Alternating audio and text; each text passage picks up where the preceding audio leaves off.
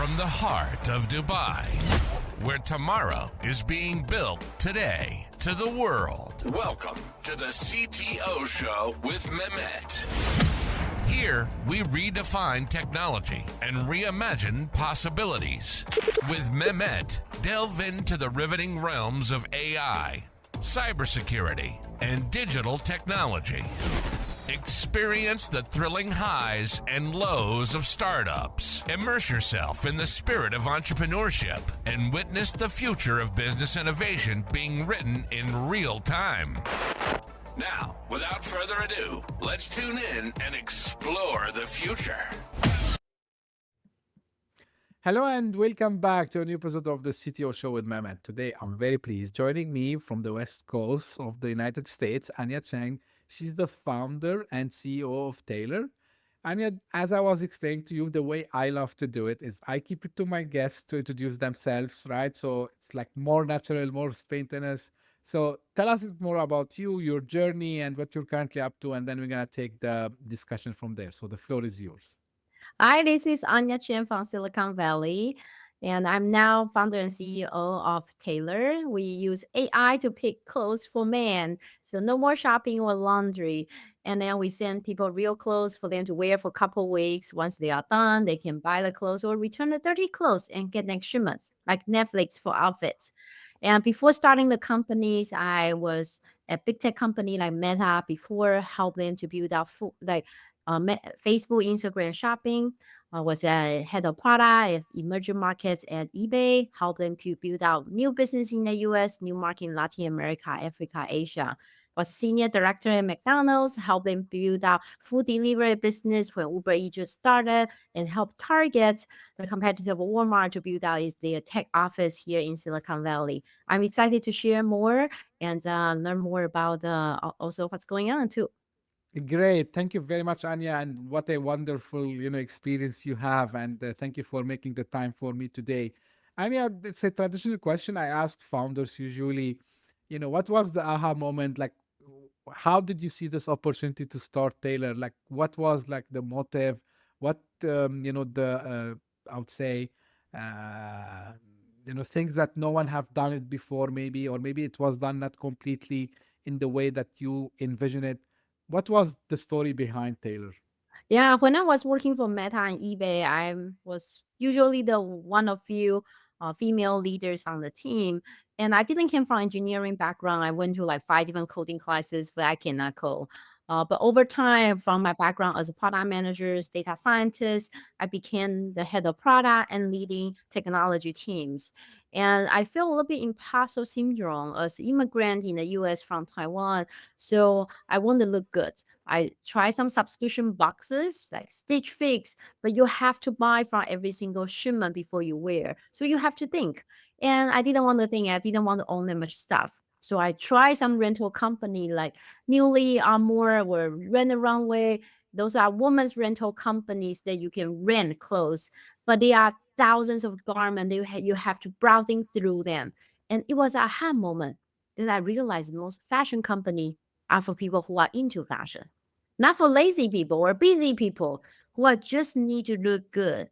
Sales guy, single guy, pastor, professor, recruiter, CTOs, but I'm not into fashion. So there was a moment I realized that, hey, maybe lazy economy is there, sharing economy there. Why don't we help people to use AI to style them and then send them real clothes for them to rent and then help to resolve the problem that 30% of clothes go directly from factory to landfill. And that was why Taylor was born. Amazing. I love these stories, Anya, usually. And it's uh, fascinating how you came up with this idea. And I like when you said, like, you're not coming from a fashion background, but you saw the pain that usually I can relate also, honestly, myself. Now, when we talk about, innovation and, uh, launching products, and you have done it, in big giants like, Facebook, Meta, and, others. So how did you approach, this, knowing that you're not at, these big companies and you might have like now resource constraints, to come up with the product, build it, and take it to the market. So I'm curious to know, what's the approach that you took that allowed you to, despite being a startup, to take this to the market and get it in front of the, masses. In fact, my past experiences had the product and leading technology team help a lot. I basically use agile, like the minimum viable product. So we start with a landing page with no feature behind. You just there's a box. They say, hey, if you are interested in this amazing service, there's someone pick for clothes for you and then send you real clothes for you to wear for a couple of weeks. No commitment to buy. And like try before weeks before you buy. If you like it, put on your email. We got a lot of email coming in, but I didn't know, wasn't sure if those were people who are really interested. So it was a few years ago when it was during Thanksgiving time. There was a guy email me say, "Hey, I'm on your wait list. I'm really eager to get your service, and please bump me up to the wait list." I ignored it. I thought like there's no way we were nobody. We just launched this random landing page. It must be a scam. So and then a month after, right before Christmas, the guy called me. Somehow the guy actually added me on LinkedIn. His name is Michael. He lives in San Diego. And after that, he found my phone number. He called me right before Christmas. And I pick up the phone call again. I thought this guy must be a scam. Like who really want the service so badly? We are nobody. He's like, I am Michael from San Diego. I'm a real estate agent. Please bump me up to your wait list. I have been waiting for a while. He thought it was too popular on the wait list. In fact, which we were not ready. So I hung up the phone. I checked. There was really a Michael on the wait list. So went to department stores and bought a whole bunch of stuff during Christmas sale. Went to the post office, put them into the post office box, and ship it to him. And start from there. We got 100 customers. Then we try the service and then we start iterated and build out the business plan based on customers say what they were looking for. And using the plan, we raised $2 million, and that's how we started. That's fascinating. So finding the product market fit was like something, I would say, like I'm interested because sometimes I interview founders who are like first time founders and they didn't have the experience that you had, Anya. And then sometimes I introduce, I interview the people who would like maybe they were practitioners and then they start their own business. So for you, because you were focusing on product, and by the way, people knows now on the show, I'm a little bit biased to product people because anyone who does product management usually like you need to talk to a lot of people, right? So you need to have multiple stakeholders, always communicating with them. How that career in product and innovation help you also in shaping the company as is it today? Yeah, I think so. Constantly thinking about the minimal viable product and the hypothesis, right? So if you think of the rental industry pioneer, Rent the Runway, which is a public company, now competitor with Armour, were newly by Urban Outfitter, which is a unicorn in just 4 years, and so they start by with a hypothesis that people rent clothes. So what they did is they screenshot a whole bunch of image on the website, they email a whole bunch of people who are going party, and ask them, would you like to rent clothes? Because if they don't rent clothes, then there's no point to build AI or buying clothes or having a store or building apps, right? So validating the hypothesis, like when Amazon started the Echo, there was a human behind when you talk to play music and app like Echo get back to you on that. So because if people don't talk to machine, there's no point to build Echo. There's no point to build AI.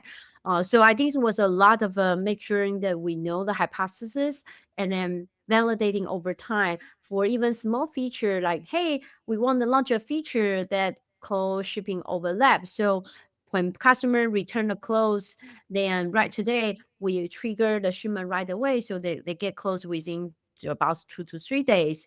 And instead of doing so, why not we ship early so then there's really no gap, not any even days that the customer won't have any clothes.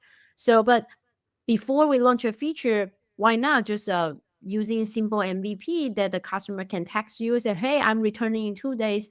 Let's ship it to him and see how it goes. and before we launch the feature. So just constantly make sure that we are know what hypothesis we're trying to validate, and then so then we build out the feature or the tests to make sure that we know customer really want the feature. It's like applying the lean methodologies, at its best, I would say. And I love these stories, Anya, because you can't imagine how much time I spend with people, and telling them, if you want to start, if you haven't been a founder, you didn't work like with some other startups, you need to go and learn about exactly what you mentioned, the hypotheses. Yeah, it's nothing wrong to have an idea and say, hey, I think like this is something that customers will like. That's fine. But if you don't go and try, and it's like, instead of building the whole thing and then ship it, and then, oh, like it's no one wants that. So yeah, go with the minimal viable product, find the product market fit, and then go and do this. So I love, as I said, to hear these stories. Now I want to ask you something about growth and scale, right? So uh how much also the experience that you had at eBay, McDonald's, and Facebook. So how much that experience helped you, and what are like some of the GTM lessons that you applied, I would say, uh, to grow Taylor to the revenue that you achieved? Yeah, I think so. Between having an MVP to getting product market fit is actually a long journey. Many company even still finding product market fit before they go IPO. And the best way to do so is obviously very important to make sure that you constantly iterate it and really solving a real problem. So for example, if you look at that Amazon's joke, like when they just started AI with a truck, they thought that, hey, will be great that the truck will have AI to detect the driver in the back of truck, so that the light will go on when the driver need the light, and when the driver isn't there, the detection of AI will find out there's no one, and then will shut down the light. It seems a really obvious problem to solve and simple solution to solve that. They did that, but unfortunately, they didn't realize that when they can detect there's somebody, it's during the day because there's a light. So then the AI will detect, hey, there's a human driver in the truck, turn on the light, but it's in the day, so they don't need a light, right? And vice versa. In the evening, they couldn't see the camera couldn't see the driver, so they didn't turn on the light, which is the time they actually need a light. So it's really important to think through the real problem and then also identify the solution that really solve the problem. So for example, when I was at eBay, we it was an era that AI wasn't that popular, but we still want to use AI. So we thought that would be great to have people to take a picture of the item. AI will write everything of the items, and they can post it without doing much writings for the product. We launched a feature, but unfortunately, not a lot of people actually using that. On the one hand, because at that time AI was a little bit less trustworthy, but on the other hand, we realized most of people who sell product, they really care about what they are selling. So they are willing to spend time and double check, make sure they get the perfect description, so then they can get the perfect price and the selling price of the product. So end up we found out the feature wasn't solving a really pinpoint. Or another example, when I was at Target, our counterpart team, they were managing the iPhone. So they were thinking, hey, why not when people go to the store, the iPhone should become an in-store GPS, because moms tend to miss one thing when they were in the store.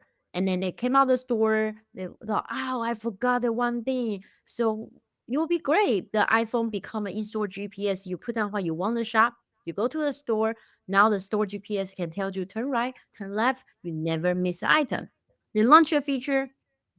Not a lot of people using that. Why? Because most of mom, they have been going to the same store for 10 years. So, and mom going to a store like going to a department store to wander around to get lost. They like the shopping experience. Oh, how about this? How about this? They will shop plenty of stuff that they were not planning to buy. And the GPS took away all the fun and the value prop of the store. So no one liked to use that. So it's important to know if your product really solve a real problem. Like at Taylor, we help people to do no more shopping or laundry, and help the inventory that were going to be burned and actually to become a real new channel to monetize that. Right. Fantastic, insight you shared, Anya. Now, something you also mentioned a couple of minutes ago, and I know like people usually they have sometimes these I would call moments where um, they say, you know what, like, yeah, the data is showing me something, but I have this gut feeling that um, I need to follow, what my feelings and not only the data. So did you have any moments where, you had to do this balance between, relying on data because people do the data driven decision versus making a bold, move because you had the feeling or intuition that if I do this, this will be a success. And I'm asking this whether with Taylor or whether, something you have done before. Yeah, yeah. I think all the time because if you only follow the data, you'll become a horrible company. So we talk about the case at Meta. When I was at Meta, there was a feature called 10 years today ago 10 years ago today. Yeah. So you probably remember you will show, oh amazing, you see you are so young, or hey the kids were so little. It was a great feature for most of people, but it will be a horrible feature if you actually lost your loved ones 10 years ago, right? Every year you're being reminded that this horrible day. So it's a horrible feature in that scenario. However, they know about this but for many years they didn't fix it because for a data-driven company like that, how many people have that scenario? It's pretty small. So if you only look at a number, you will never fix a feature for those people who suffer with that feature. So as a result, it was there for a couple of years, even being complain. So many times you do have to balance of being a data-driven company or doing something right that you think is right for the customer, for your user, for your stakeholders. So I would say, yes, I think it's important to use your brand. Absolutely. Yeah, I love this approach, honestly. I want to ask you also, Anya, which is something very important, especially when you start, your company. And I think many people struggle probably in that part, which is building teams, right? So what are like some of the non-negotiable, for example, when you decided to hire some product talents to come and join you on this journey? Is there like something you say like if this, you know, trait is not there, it's a no for me? Are like some, non-negotiable for you when you hire your product team? Yeah, I think so. When I was thinking of hiring, we don't hire like a NBA's all-star team. If you look at NBA championship team and all-star teams are group of people who are very, very good, but all-star game isn't great, right? But a championship team, probably only one of few like superstar, but the game is amazing because they work like team. So what kind of people we hire is always almost like the puzzle. Like, hey, if I already have this business very savvy guy and then this very tech back end guy. Now I'm should be looking for the front end guy with a little bit more technical architecture background versus vice versa. If we are missing a guy who can communicate very well, I think we really need someone on the team. So I think the first thing is to look at what's missing on your team to be a great team that can win, right? Because the end goal is for the team to win. It's really hard to keep talents if your team is not winning, right? So no player want to play for the losing team, no matter how great or how much that he and she can showcase himself or herself. Right. So I think first is looking at what's missing on the team. And secondly, I think it's cultural fit is extremely important. For example, we are hiring at Taylor. So any AI engineer, machine learning engineer, software engineers, and listen up. Like Taylor, if you were looking for a company who are like backed by the early investors of Hello Kitty, Spotify, Facebook, and founder of YouTube, then you should look into that. But our culture, for example, as startup, is we move extremely fast, and the rule constantly change. these months or next these 6 months, you might be really focused on this consumer product. Next 6 months, you are really focused on this AI feature. Next six Mm-hmm. months, you are really thinking about how to make sure these feature can be monetized and really driving revenue for the company. So it changes all the time. So people who can self motivated because everyone work remotely, while people who can also constantly embrace of change are great fit for startups. So look into the culture of the company. The good sides always come with the best side, vice versa. Like when I was working for example, when working for Meta always looking for people who can build and ship something, make impact within 6 months. If it's more than that, then because your performance review pretty much decide you will stay or leave the company, and performance review is every 6 months. While people in Google at the time were mostly shipping a product every 2 years. So they are looking for people who think big, like moonshots, but then can also do something really impactful for a lot longer period of time. While, for example, at McDonald's, a lot of powers are is a decentralized company. We have CEO in different country. They own their P&L, and many of the store are owned by franchisees. So this decentralized company, you need a lot of communication to the stakeholder to get buy-in. So if you hate communication, hate coordinations and negotiation, probably not a great place for you. Or if a Target, for example, is a company very, very proud, they are very good in building high quality stuff, but there's are people who usually there for a long time, and it's a little bit harder for brand new things or innovation thing or move extremely fast. And so you got to show your face and talk to people all the time and being friend with other department. If you are really a good people person, you will enjoy that. But if you are not, you may not. So look at the company culture first. Culture, absolutely. I love that, Anya. Now, I want to talk a little bit about your involvement with 500 startups. I know, like you are there as a mentor. Um, so it's kind of also, I know, maybe traditional question, but you have a very, I would say, uh, in-depth experience, Anya, in building products and all this. So from your perspective, when you speak to founders, what do you look in them? What do you look maybe in their product that give you the signal that, okay, you just mentioned moonshots, right? So what are like some of the signs that you see that you say, okay, these guys are up to something big, like is there like something that you feel it's a um, signs of a future big thing or moonshot as you described it? I think it's less about product and more about the person. And being a founder, when I started a company, I talked to one of our early investors, and he was early investor of Hello Kitty and founder of a Guitar Hero. I asked him, "Hey, I have these ideas, and people were have AI to pick clothes for them, and AI will recognize their images, and people can also share some of their schedules ahead of time, and then AI will pick perfect outfit to make them stand out, and they don't have to buy the clothes. You can try for a couple of weeks, so they don't have to think." And I asked him, "What do you think? Do you think it's good enough to start a company?" He said, "Every founder's idea at the beginnings are all wrong. So it doesn't matter what's your idea now, because you always start something that's wrong and then be iterated until you find the product market fit." And so he said that it's totally fine about what's right or wrong at the idea right now. And so it's all about the founder. And I can give you a few examples. When Sure.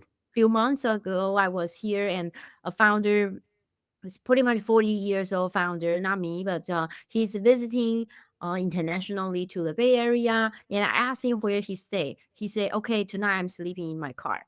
So for being a founder, just like Elon Musk sleep in the factory for 3 years, there will be moments that your life is suffer. And so do you have enough drive to grind and get it through? Because the light is in the tunnel, but only if you can make it through, right? So for I should tell people a story. Last year, I was in New York, and if I didn't make a post on social media, but if I did, it will be the pictures that I was sitting with a champagne glass, and I was sitting in a business class in a car, in a flight.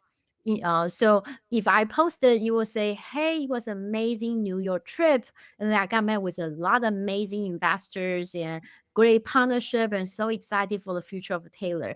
And the picture should be the champagne glass that I see in the business class. But in fact, why I have that picture? Because I was there for a couple of days. And then when I was going to conference, I was trying to find the cheaper ticket. So I wasn't able to get in for a lot of important events. So I have to wait outside for different days. And then everyone came out. So I will tell them, this is my business card. Let me tell you more about my company. And then one day it was like 100 degrees. So I was staying in my friend's apartments in the living room. It was super, like what was really thin walls in New York, the old house in New York. So I can hear people like walking around upstairs. I can hear them flash toilet upstairs. I can hear people outside talking, walking through the living room where I stay. So I pretty much didn't sleep for like 3 days because every night I couldn't really. It was a jet lag, was also very loud, and then it was 100 degrees outside. Because we stay in a friend's apartment, so I have to run to the train, and then I was bleeding in my nose.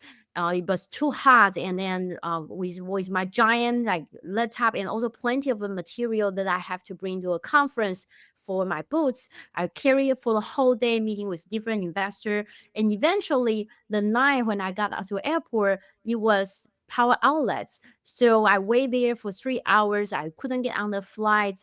And when I was my turn, they told me that you have to get a new flights. We pay again for the flight ticket. I cried right away, like I don't have more money for my flight tickets.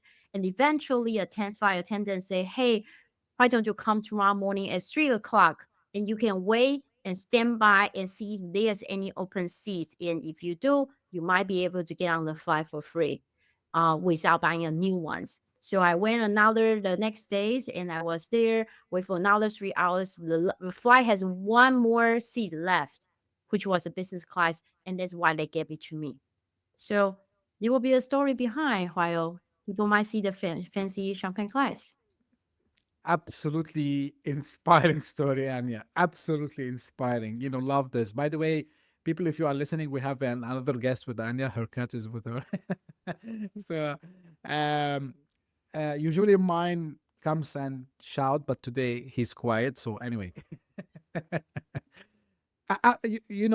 I love these stories, and you were asking me about the show. These stories for me, and I hope it's for the audience, means a lot. It's not easy, as you said. Whether when you are building the product, whether when you are fundraising, it's not an easy thing. And this is actually related to the question I wanted to ask you next. What do you think people do wrong when pitching, or like sharing their vision with investors, or even sometimes to convince some people to, let's say, come and join their advisory board? What have you seen people doing wrong? Yeah, I think so. When I started, I think many times we were trying to sell instead of it will be a lot less opportunity if you, instead of selling to the person, you should be trying to see the connections behind the persons, right? Because 9 out of 10, many times, at least in the conference, like if you are a warm intro, of course, it's a different story. But if you are in a networking events and the guy say that he's investor, or a woman say she is an investor, 9 out of 10 probably is not the right person. Even though if you're the right company, probably not the right persons, right? So, and the same thing, if you are a CTO listening, you probably know like every day there's people trying to sell you something, and 9 out of 10, you are not the right person, or the product is not something relevant to you. However, you probably know the person who can buy the product, but you never really pay attention because the person was trying to selling to you versus trying to get the connections from you, right? So it's important to think about understanding what the person really care, what's relevant to the person, and then treating the person like, hey, I can help you, and how can I help you first? And then in return, now the person will pay attention to how can I help you?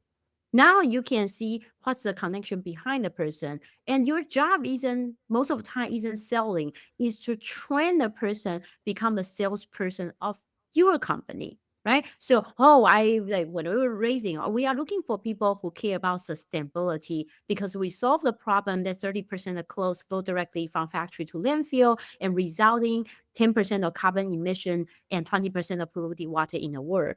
And we are also looking for example, like the female leaders because they tend to see relevancies or immigrants in the US because they see similar backgrounds and quality. And we're also looking for people with study abroad experience because my degree in Northwestern University and University of Chicago. So people who with those degree tend to be paying feel a little bit more relevant and to the founder. Or we are also looking for people who they have second generation, they are between about 20 to 30 years old. The reason they invest is because they want to bring opportunity for their second generation to learn.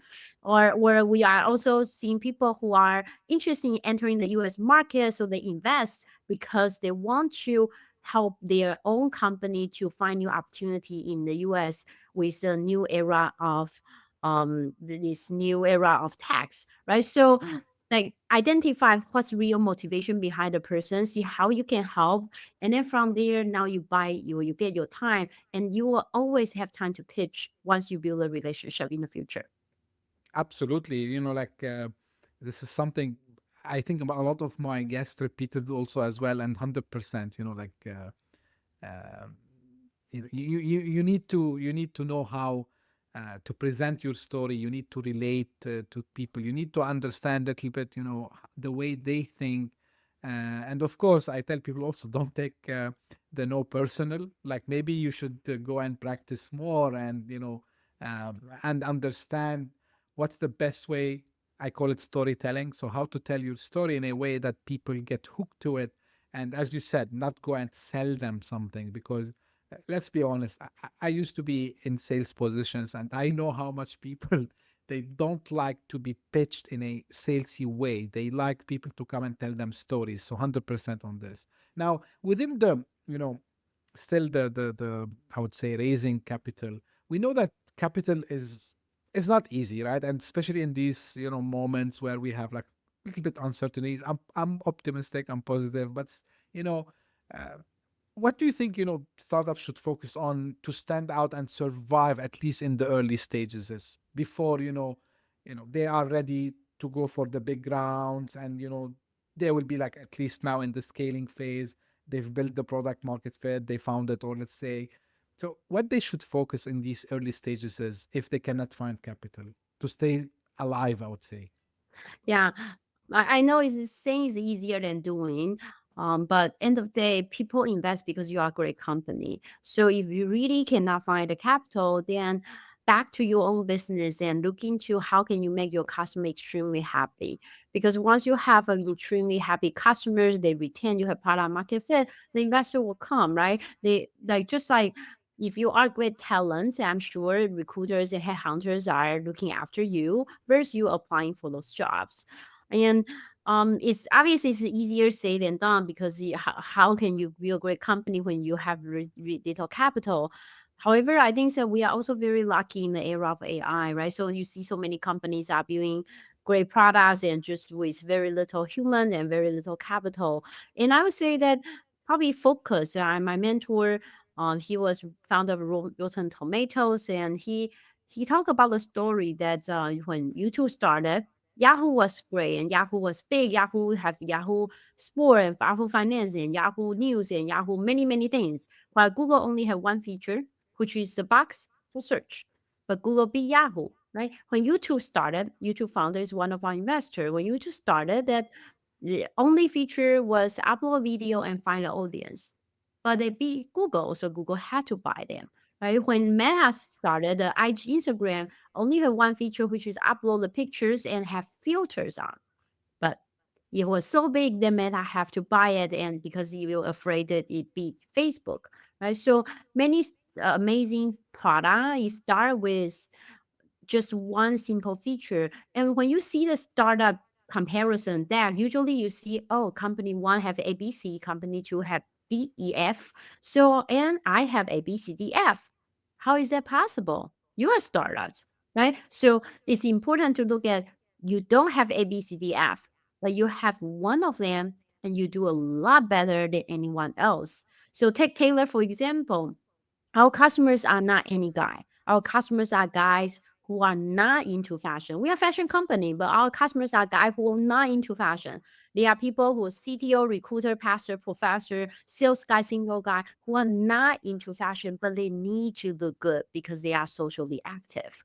And we know they don't want to look fashionable. They want to look presentable, professional, stylish, but not fashionable. We know they want to save time. We know they live US nationwide, but they have active social lifestyle. So by deeply understanding your customers, now you can provide a solution that makes sense for them. People ask us, why don't you launch like AR, VR try on? We can, but our Mhm. customers are so busy and lazy. They don't even want to see what's a try on. They just want their human stylist and AI to pick the perfect outfit to make them stand out. They don't even want to try on.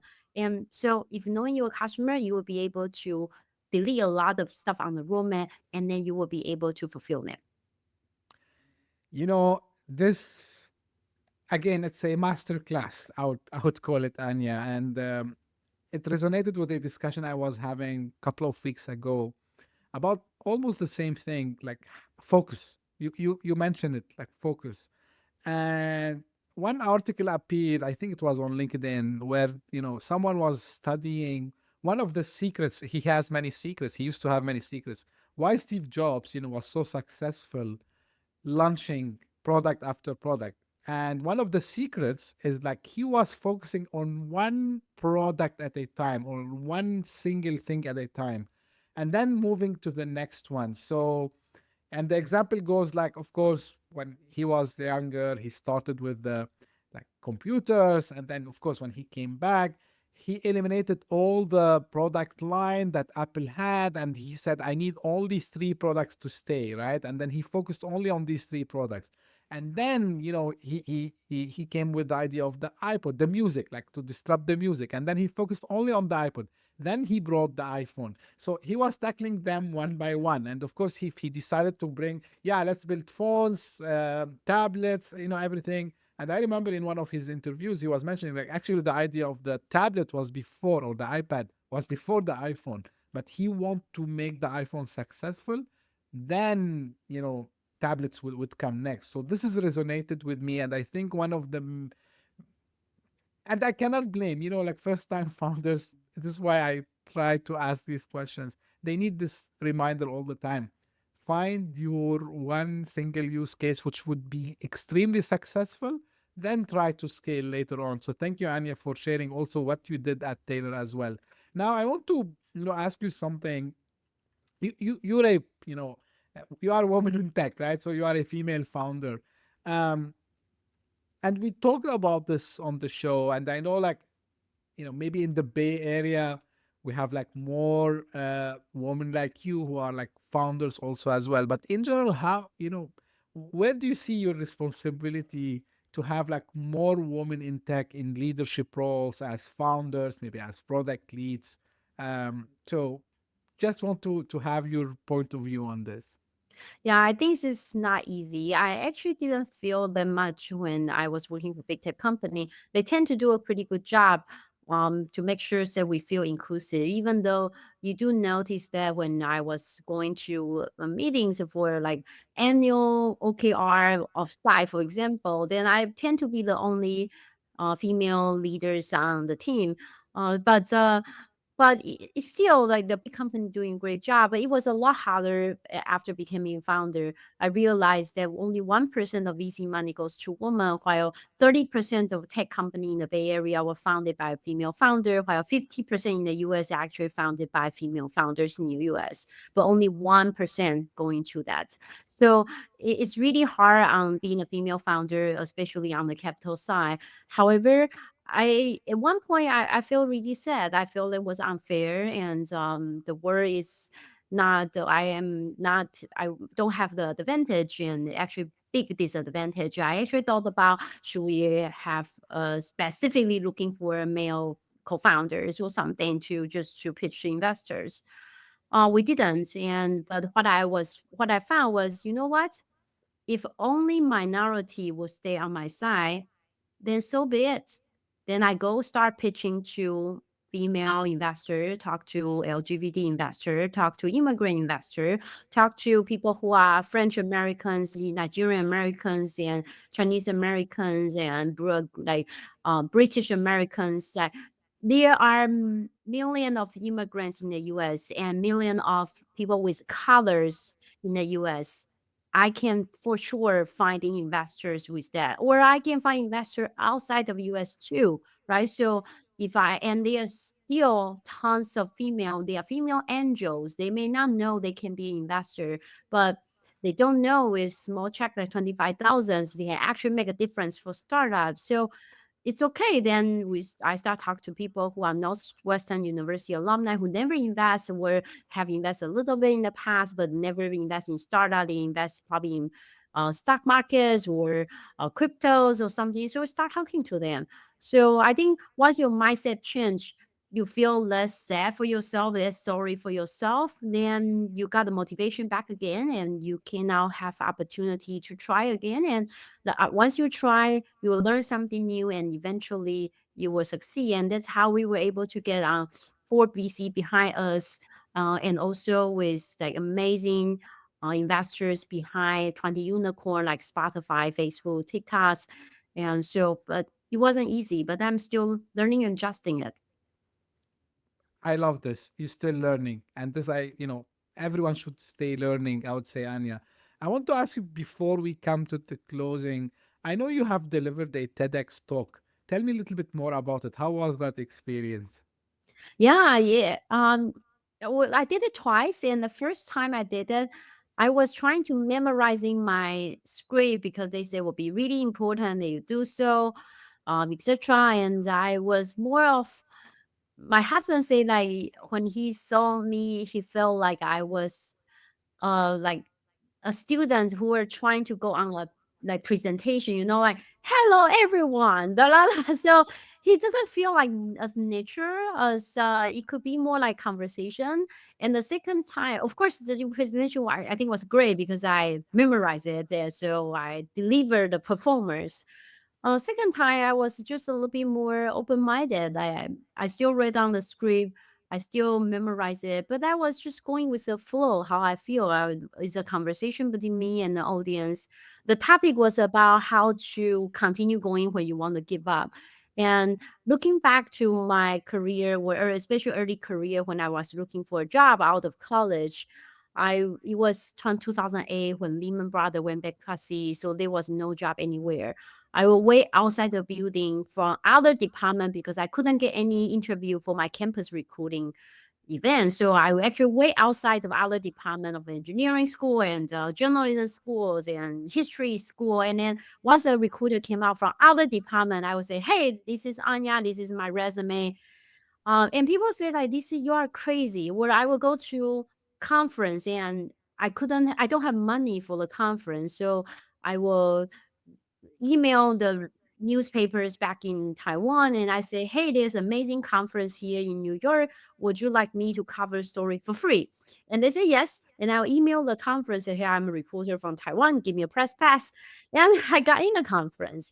Or I would bought all of the newspaper from newsstand and I cold calling each of the CEO because on the newspaper it shows who is a publisher, the name of publisher, and if you want advertise, call this number.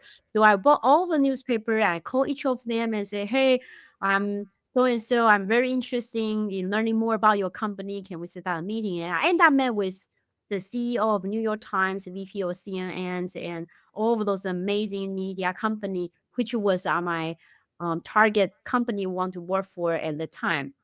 I didn't get any job, and people think I was crazy in doing so. But in fact, looking back, I was only doing things that I know. And I'm sure you know something that I don't know. So use what you know because I was a reporter before my graduate school. So the only thing I know was waiting for people outside. Only thing I know was covering a story. Only thing I know was cold calling someone because they was what reporter did.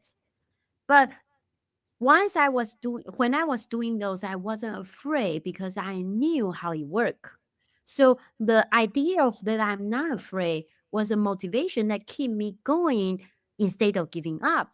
So I'm sure you who are listening, you probably have something that I don't know. You probably really good at something. So when you want to give up, think about what's your strengths, who is your connections, and use it. I'm sure the way that you succeed will be different from how I succeed. But once you use it, you won't be afraid. And when you are not afraid, you will have motivation to try again.